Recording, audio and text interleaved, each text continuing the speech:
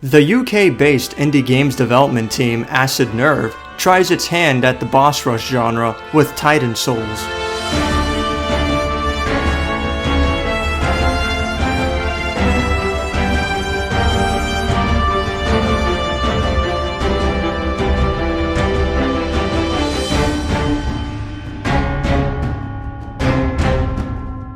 Similar to games like Punch-Out, Shadow of the Colossus, and Furi, Titan Souls features no obstacles or common enemies, just big boss fights.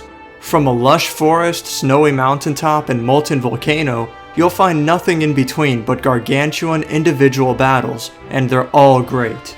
Each individual boss fight is unique and wonderfully fun, and one of Titan Souls' main points is that most of them can be downed in a single shot. It might sound easy that your opponents have such vulnerable weak points, but Titan Souls is anything but. Each boss is incredibly aggressive, and the player simply can't run or dodge fast enough to be fully effective. Careful timing, strategic placement, and just plain trial and error is needed to learn each boss's pattern and defeat them when they're most exposed. These weak points are tiny, and your one single arrow needs to be charged before it's fired. Once it's been launched, it needs to be picked up again or pulled back psychokinetically. However, firing and pulling your arrow can only be done while standing still.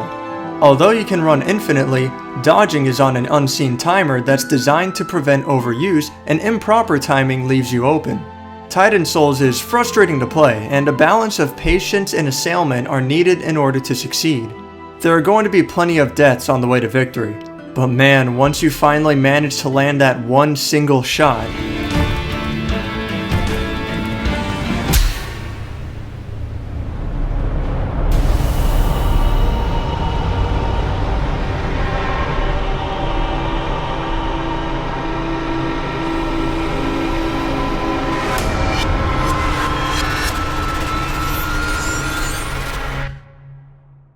and then that's it.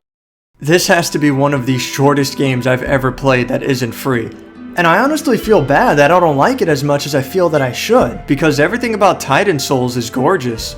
The art style, the music, the general atmosphere and mood, the little bit of exploration in between battles, the tight controls, the incredibly fun boss fights. But when you get down to it, it's over in an hour and a half. Seriously, this is my playtime in beating the game with absolutely no prior knowledge whatsoever. I thought I missed a few secrets, but no. I looked it up online and 19 bosses is it. I had done it all in one shot. It's hard for me to definitively describe the game's length as a flaw because it's really good from beginning to end. But on top of being so short, it doesn't really have a whole lot of depth or replay value either. There are some challenges in the form of trophies that ask the player to defeat some bosses in a creative fashion, as well as a time trial in an Iron Man mode, which gives the player only one chance to beat the game. Regardless though, it involves playing the same game over again, and I was done with it after beating it a second time on the hard difficulty. And that's about it. I really don't have a whole lot else to say about this game. I feel like other similar games have pulled off the idea more effectively by fleshing out the narrative more and making each battle into a longer and more epic event, which is part of what made Furi so impactful.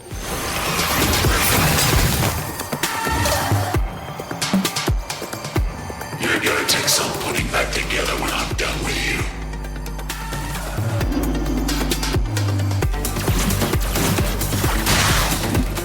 And yeah, Punch-Out has fights that can end in just seconds.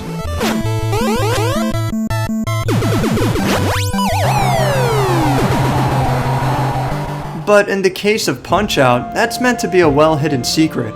In Titan Souls, it's all about striking at the first sign of an opening, period.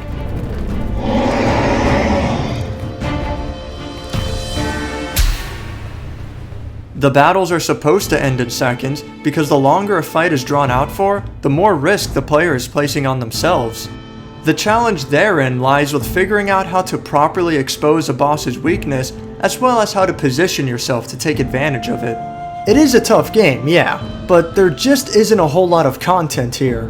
If we calculate the amount of time spent, let's see, about 98 minutes total game time with 19 bosses, that amounts to around 5 minutes spent on each boss. And I'm not even taking into account the exploration aspect of the game. So, more realistically, it probably comes down to an average of 4 or even 3 minutes per boss.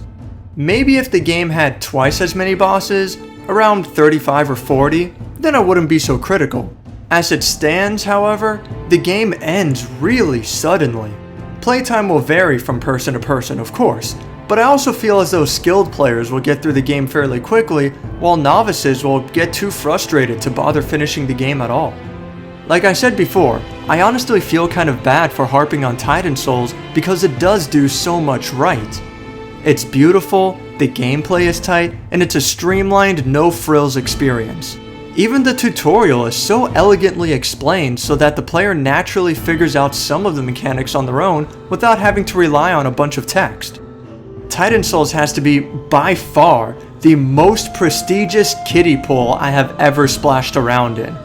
But no matter how many rhinestones and jewels adorn this wealthy basin, it's still just a kiddie pool, and it's way too shallow to spend any reasonable amount of time in. Is it worth playing? Oh, absolutely, yes, definitely. Is it worth the full price of $15? That's a much harder question to answer. Just keep in mind that Titan Souls is about as short as a movie, and don't expect a whole lot of replay value beyond playing the same game again. Thanks for watching my review of Titan Souls. If you enjoyed this video, hit the like button, and if you'd like to see more, subscribe.